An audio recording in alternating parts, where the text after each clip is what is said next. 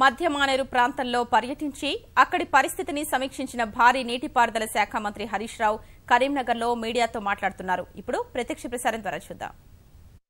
నీటితో పాటు మధ్యలో కడెం నుంచి ఇతర వాగుల్లో నుంచి వంకల్లో నుంచి వచ్చిన నీరంతా కలిపి మన ఎల్లంపల్లి దగ్గర 4.5 లక్షల దాకా వరద వస్తూ ఉంది.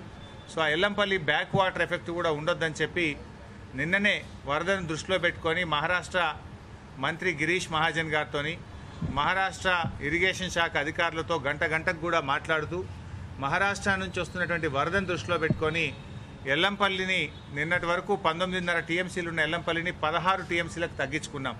ముందస్తుగానే 16 టీఎంసీలకు తగ్గించుకొని వరద ఉధృతి ఎక్కువగా వస్తుంది కనుక బ్యాక్ వాటర్ ఎఫెక్ట్ ఉండవద్దు, మరి ఇది 19 నుండి 4 లక్షలు వచ్చినప్పుడు బ్యాక్ వాటర్ ఎఫెక్ట్ వచ్చే అవకాశాన్ని దృష్టిలో పెట్టుకొని నిన్ననే 16 టీఎంసీలకు తగ్గించుకొని 4,50,000 క్యూసెక్కులను ఎల్లంపల్లి ద్వారా గోదావరిలోకి వదలడం జరిగింది. సో ఎప్పటికప్పుడు అవర్లీ మానిటరింగ్ చేస్తూ ఉన్నాం.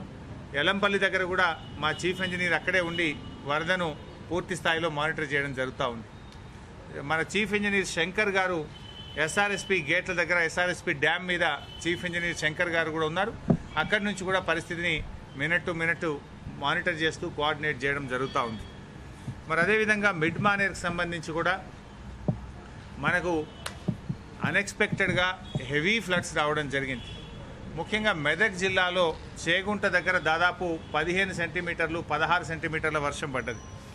అదేవిధంగా కూడవెల్లి మన పెద్దవాగు జగదేవ్పూర్ మండలం మరి చేబర్తి దగ్గర ప్రారంభమయ్యే పెద్దవాగులో కూడా హెవీ ఫ్లడ్స్ బయటకు వచ్చి మన ఆ రెండు పెద్దవాగు చిన్నవాగు ఈ రెండు కలిసే పాయింట్ను కూడెల్లి వాగు అంటాం. రెండు కూడలిలో కలుస్తాయి కనుక ఆ కూడెల్లి వాగుగా మారింది.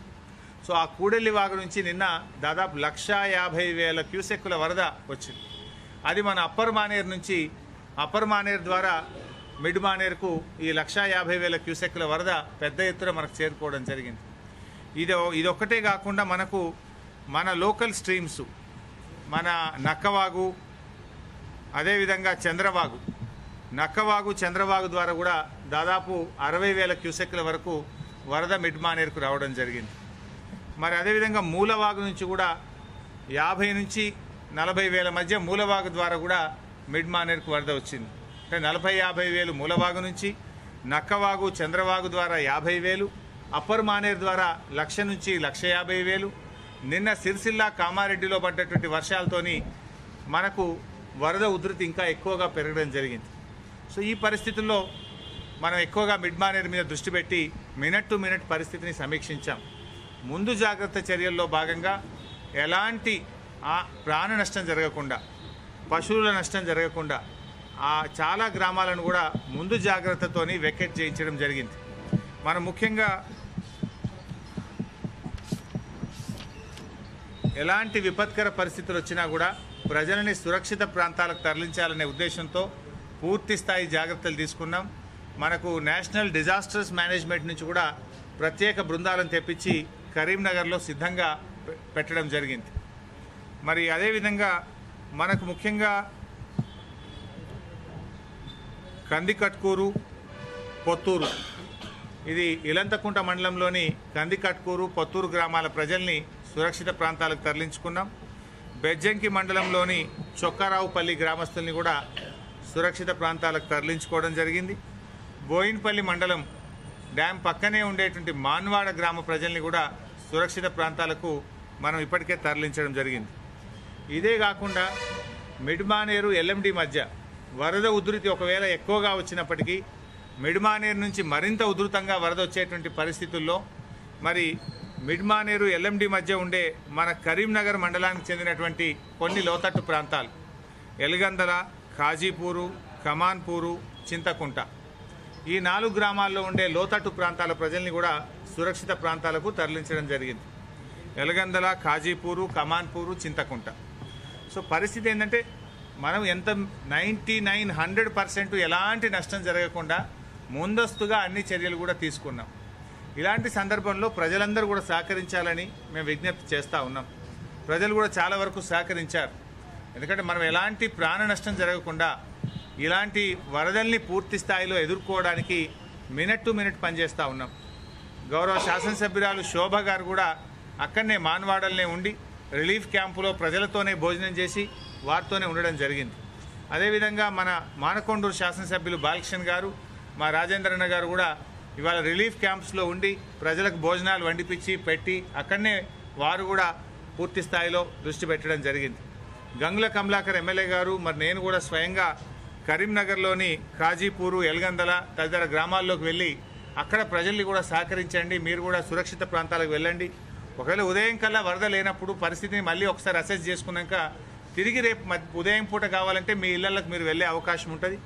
రాత్రిపూట ఏదైనా ఇబ్బంది జరిగితే మరి కరెంట్ లేకుండా పిల్లలు, ముసలి వాళ్ళు ఏదైనా ఇబ్బంది జరిగే ప్రమాదం ఉంటుంది కనుక సహకరించాలన్నప్పుడు ప్రజలందరూ కూడా సహకరించారు. సో వారిని కూడా అక్కడ ఉండేటువంటి మోడల్ స్కూల్లో, హై స్కూల్లో రిలీఫ్ క్యాంప్స్ని ఏర్పాటు చేసి వారికి భోజన సౌకర్యాలు, త్రాగునీటి సౌకర్యాలు, అన్ని సౌకర్యాలను కూడా పూర్తి స్థాయిలో చర్యలు తీసుకొని జాగ్రత్తగా మానిటర్ చేయడం జరుగుతూ ఉంది. సో ఇప్పటికిప్పుడు ఎలాంటి ఆందోళన చెందాల్సిన అవసరం లేదు. ఎందుకంటే మనకు మిడ్ మానేరు నుంచి ఎల్ఎండికి వచ్చేటువంటి మానేరు నది 5 లక్షల క్యూసెక్కులను అకామిడేట్ చేసుకోగలుగుతుంది. అది సో 5 లక్షల క్యూసెక్కులు అకామిడేట్ చేసుకోగలుగుతుంది. ఇప్పుడు మనకు మిడ్ మానేరు దగ్గర 1,50,00,60,000 క్యూసెక్కుల వరద ఈ నిమిషానికి ఉన్నది. బట్ ఎలాంటి పరిస్థితుల్లో కూడా ఎవరికి కూడా ఇబ్బంది జరగకుండా ఉండడం కోసమే పూర్తి స్థాయిలో ముందస్తు చర్యలు తీసుకోవడం జరిగింది. సో ఈ రాత్రిపూట కూడా ప్రజలందరూ కూడా సహకరించాలని మేము కూడా మరి కంట్రోల్ రూమ్ పెట్టుకొని 24 గంటలు రెవెన్యూ మొత్తం డిపార్ట్మెంటు, ఇరిగేషన్ డిపార్ట్మెంటు ఎక్కడికక్కడ మినిట్ టు మినిట్ మానిటరింగ్ చేయడం జరుగుతూ ఉంది. గౌరవ శాసనసభ్యులు, పార్లమెంట్ సభ్యులు రాజేంద్రన్న, నేను కూడా ఇక్కడే ఉండి రాత్రంతా కూడా పూర్తి స్థాయిలో మానిటర్ చేస్తాం. సో అందరితో కూడా మనవి చేసేదంటే ఎవరు కూడా ఆందోళన చెందాల్సిన అవసరం లేదు. ప్రభుత్వం ఇచ్చే సూచనలతోని అందరూ కూడా సహకారాన్ని అందించాలి. ప్రతిపక్షాలు కూడా నేను ఏం కోరుతున్నా అంటే వరదల్లో బురదలు జల్లుకునే పరిస్థితితో లేదా వరదల్లో రాజకీయాలు చేయడం ఇది మంచిది కాదు, ఇది సందర్భం కానే కాదు. సో ఇలాంటి సమయంలో అందరం కలిసికట్టుగా ప్రజలకు ఎలాంటి నష్టం జరగకుండా చూసుకోవాలి. చాలా వరకు బర్రెలు, గొర్రెలు, మేకలు అలాంటివి ఏమన్నా ఉంటే కూడా ఆ మూగజీవులను కూడా సురక్షిత ప్రాంతాలకు తరలించాలి. వాటికి కూడా నష్టం జరగకుండా వాటిని కూడా తరలించడానికి పూర్తి స్థాయిలో చర్యలు తీసుకున్నాం. సో దీంట్లో అందరూ మీడియా సహకారం కూడా ఉండాలి.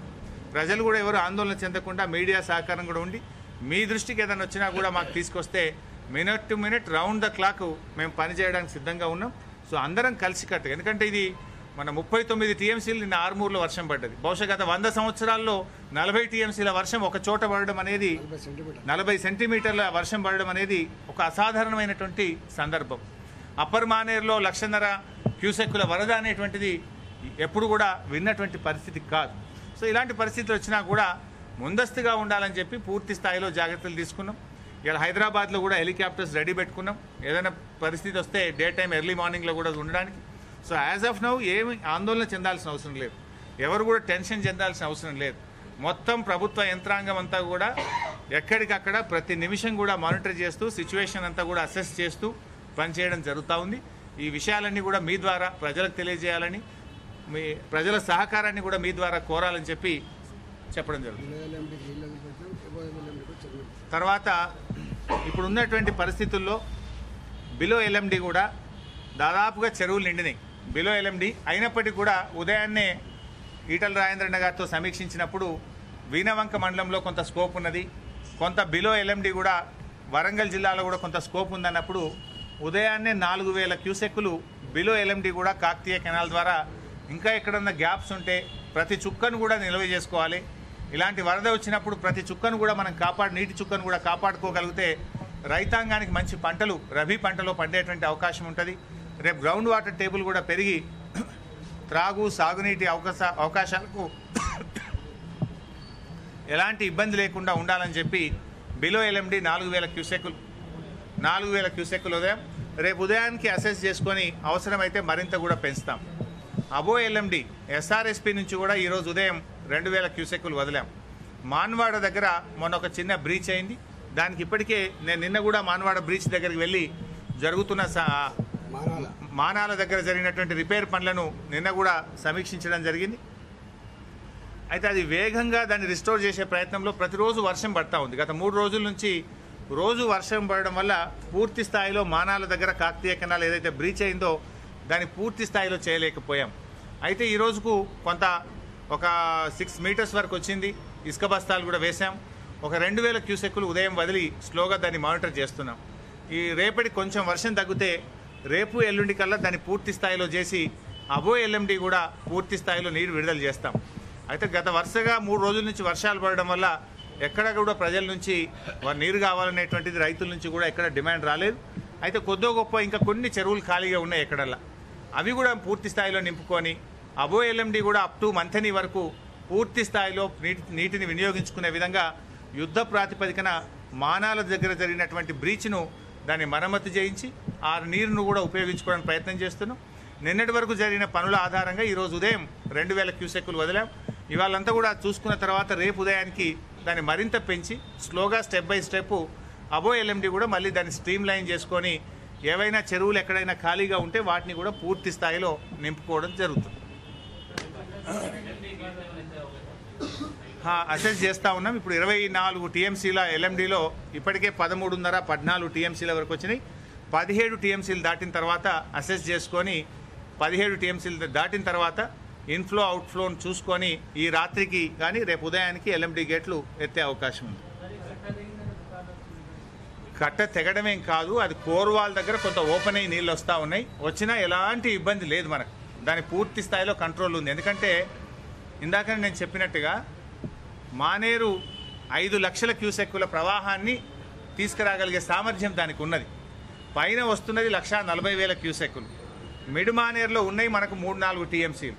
సో మొత్తం వచ్చినా కూడా ఏ రకమైన ఇబ్బంది జరగదు. ఒకవేళ వచ్చినా కూడా లోతట్టు ప్రాంతాల్లో ఎలాంటి ఇబ్బంది జరగకుండానే ఇందాక నేను చెప్పిన అన్ని గ్రామాలను కూడా వెకెట్ చేయించి వారిని సురక్షిత ప్రాంతాల్లో మనం పెట్టుకోవడం జరిగింది.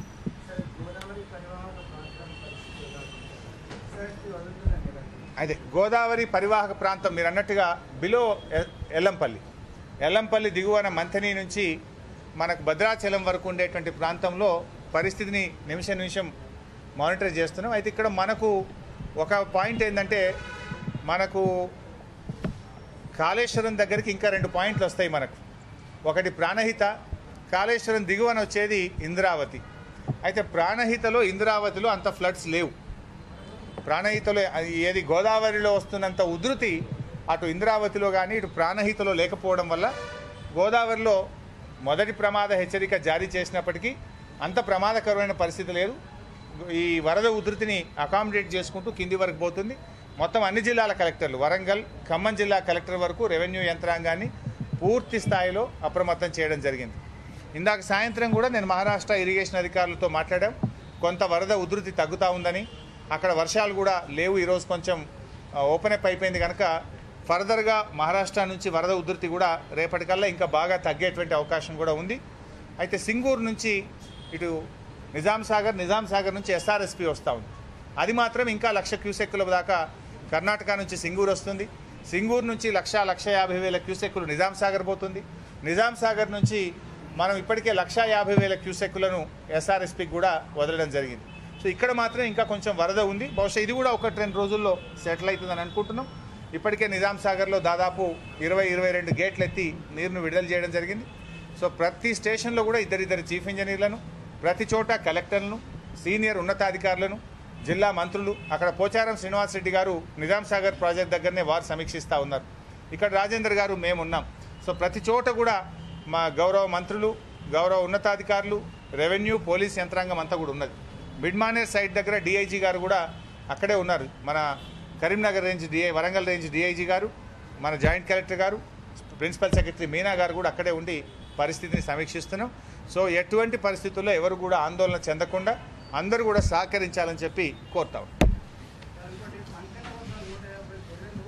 అదే 13 మంది 150 గొర్రెలు ఉన్నట్టు మా దృష్టికి వచ్చింది. నేను వెంటనే సాయంత్రం 5:30-6 ప్రాంతంలో నా దృష్టికి రాగానే మంథని ఎమ్మెల్యే పుట్ట మధు గారికి నేను ఇన్ఫామ్ చేసి వారు అక్కడికి వెళ్తూ ఉన్నారు. అయితే రాత్రిపూట మరి ఎలాంటి సహాయక చర్యలు చేయగలుగుతామో పరిశీలిస్తున్నాం. లేకపోతే ఉదయాన్నే నేషనల్ డిజాస్టర్స్ మేనేజ్మెంట్ టీంలను పొద్దున్నే 6 గంటలకు అక్కడికి పంపించి పూర్తి స్థాయిలో సహాయక చర్యలు తీసుకుంటాం. మినిట్ టు మినిట్ దాన్ని కూడా మానిటర్ చేస్తున్నాం. మంథని ఆర్డీఓని అలర్ట్ చేసినాం, మంథని ఎమ్మెల్యే గారిని అలర్ట్ చేసినాం. ఆ పంకని దగ్గరికి మహదేవ్పూర్ మండలం పంకని గ్రామంలో 13 మంది ఒక 150 గొర్రెలు ఉన్నట్టుగా మాకు సమాచారం వచ్చింది. అక్కడ కూడా మేము వీఆర్ మానిటరింగ్. ఓకేనే, థ్యాంక్ యూ.